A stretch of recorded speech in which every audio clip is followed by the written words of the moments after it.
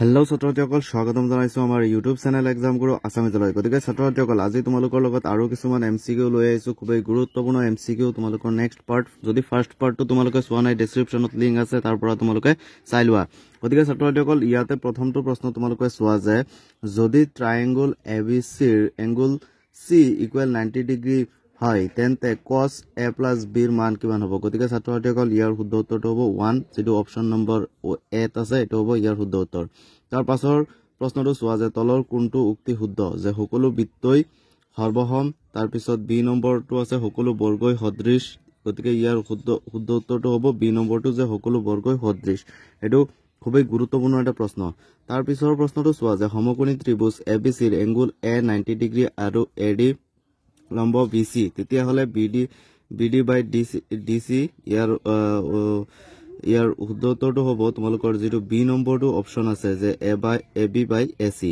তাৰ পাছৰ যেটো 20 নম্বৰ যেটো প্ৰশ্ন আছে তোমালোকে এইটো চোৱা যে এটা বৃত্তই বহিবিন্দুৰ পৰা টানিব পৰা স্পৰ্শকৰ সংখ্যা, ইয়াৰ শুদ্ধ উত্তৰটো হ'ব বি নম্বৰটো।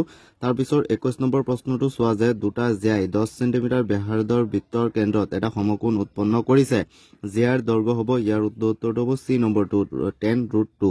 তাৰ পাছৰ যেটো প্ৰশ্ন আছে তোমালোকে চাব পাৰি আছে ইয়াতে যে এটা বৃত্তৰ কালি 38.5 সেন্টিমিটাৰ স্কয়াৰ, বৃত্তটোৰ পৰিসীমা। গতিকে ইয়াৰ শুদ্ধ উত্তৰটো হ'ব ডি নম্বৰটো 22 সেন্টিমিটাৰ। তাৰ পাছৰ যেটো 23 নম্বৰ প্ৰশ্ন আছে যে প্ৰত্যেকৰ আয়তন 64 সেন্টিমিটাৰ কিউব বিশিষ্ট দুটা ঘনক মূৰে মূৰে সংযোগ কৰা হল, চৌপলটোৰ পৃষ্ঠকালি হ'ব, ইয়াৰ শুদ্ধ উত্তৰটো হ'ব তোমালোকৰ যেটো ডি নম্বৰ অপচন আছে, যে 160 সেন্টিমিটাৰ স্কয়াৰ, এটো হ'ব তোমালোকৰ শুদ্ধ উত্তৰ। তাৰ পাছৰ যেটো প্ৰশ্ন আছে যে এটা বন্টনৰ পৰা লৈখিকভাৱে মধ্যমা পোৱাৰ বাবে সহায় কৰে। গতিকে ইয়াৰ শুদ্ধ উত্তৰটো হ'ব ডি নম্বৰটো, যে অজীৱ।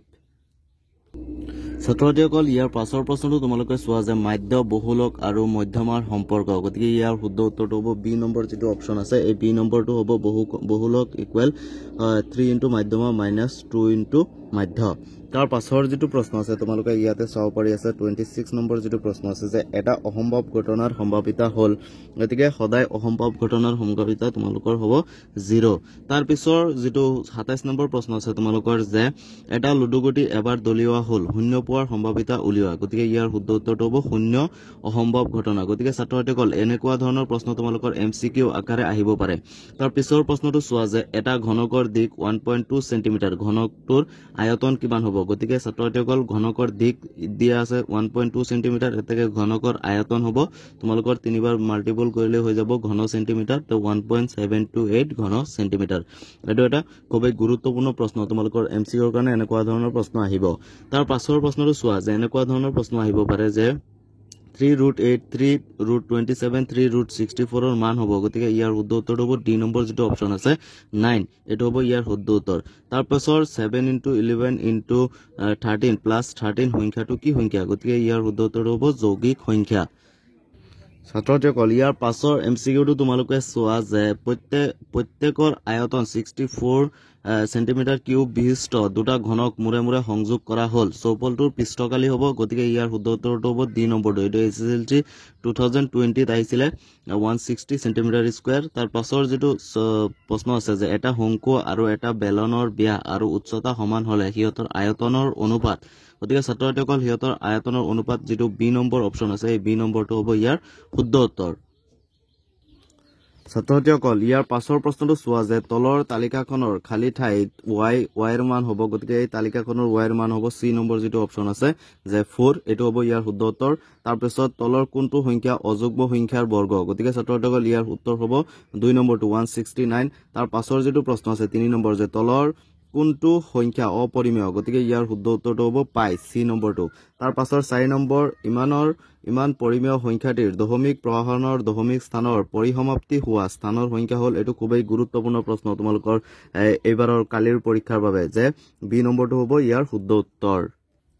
ছাত্ৰসকল ইয়াৰ পাছৰ প্ৰশ্নটো চোৱা যে x² - 15 শূন্যকেইটাৰ পূৰণফল গতিকে ছাত্ৰসকল তোমালোকৰ পৰীক্ষাত আহিব পাৰে পূৰণফল যোগফল এনেকুৱা ধৰণৰ প্ৰশ্ন তোমালোকৰ এটা আহিব এটো যেটো বহুপদ নামৰ চেপ্টাৰ আছে তাৰ পৰা এনেকুৱা ধৰণৰ এমসিকিউ তোমালোকৰ থাকিব এটা নহয় এটা এমসিকিউ থাকিবই গতিকে এটোৰ উত্তৰ হ'ব -15 তাৰ পাছৰ যেটো প্ৰশ্ন আছে তোমালোকৰ যেটো 6 নম্বৰ প্ৰশ্ন আছে যে 3x² + 11x - 2 শূন্য দুটাৰ পূৰণফল এনেকুৱা ধৰণৰ প্ৰশ্ন আহিবই কিন্তু মই কৈ আছো বাৰে বাৰে ইয়াৰ শুদ্ধ উত্তৰটো হ'ব বি নম্বৰটো -2/3 তাৰ পিছৰ যেটো 7 নম্বৰ প্ৰশ্ন আছে তোমালোকে চাও পাৰি আছে ইয়াতে যদি এজোৰ ৰৈখিক সমীকৰণ সংগত হয় তেনেহলে ৰেখা দুডাল এটো প্ৰশ্ন ইম্পৰ্টেন্ট 3 নম্বৰ চেপ্টাৰৰ পৰা আহিছে এটো যে সি নম্বৰটো হ'ব কটাকটি কৰে বা মিল যায় তাৰ পাছৰ প্ৰশ্নটো তোমালোকে চোৱা যে 8c ৰ কি মানৰ বাবে ৰৈখিক সমীকৰণ cx - y = 2 আৰু 6x - 2y = 3 অসীম সংখ্যক সমাধান আছে গতিকে ইয়াৰ শুদ্ধ উত্তৰটো হ'ব ডি নম্বৰটো কোনো সমাধান নাই তাৰ পাছৰ যেটো প্ৰশ্ন আছে 9 নম্বৰ প্ৰশ্ন যে তলৰ কোনটোৰ ভিন্ন বাস্তৱ মান আছে গতিকে ইয়াৰ শুদ্ধ উত্তৰটো হ'ব বি নম্বৰ x² + x - 5 = 0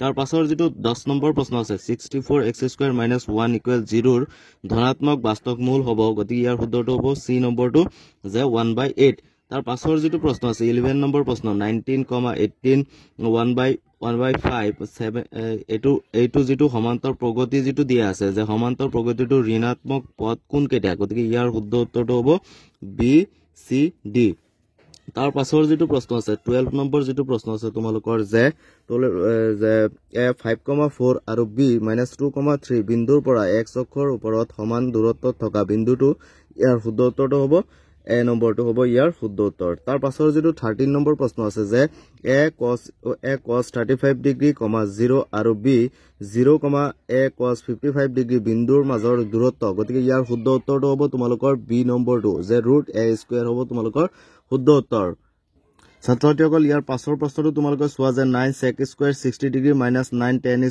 60 ডিগ্ৰীৰ মান হ'ব ইয়াৰ শুদ্ধ উত্তৰটো হ'ব 9 এটো কিতাপৰ পৰা ডাইৰেক্ট আহিছে তাৰ পিছৰ 15 নম্বৰ প্ৰশ্নটো চোৱা যে ত্ৰিভুজ ABC ৰ AB = কিমান দিয়া আছে ইয়াতে তোমালোকে চাও পাৰি আছে x - 1 cm AC = 2√x cm BC = x + 1 cm তেনেহলে গতিকে ইয়াৰ শুদ্ধ উত্তৰটো হ'ব ওপৰৰ এটাও নহয় হ'ব ইয়াৰ শুদ্ধ উত্তৰ এনেকুৱা ধৰণৰ প্ৰশ্ন তোমালোকৰ আহিবই তাৰ পিছত 16 নম্বৰ প্ৰশ্নটো তোমালোকে চাও পাৰি আছে যে সমকোণী ত্ৰিভুজ ABC ৰ এংগল A 90 ডিগ্ৰী আৰু AD লম্ব BC তেতিয়া BD/DC ইয়াৰ শুদ্ধ উত্তৰটো হ'ব AB/BC গতিকে ছাত্ৰসকল আজিৰ ভিডিওটো আছিল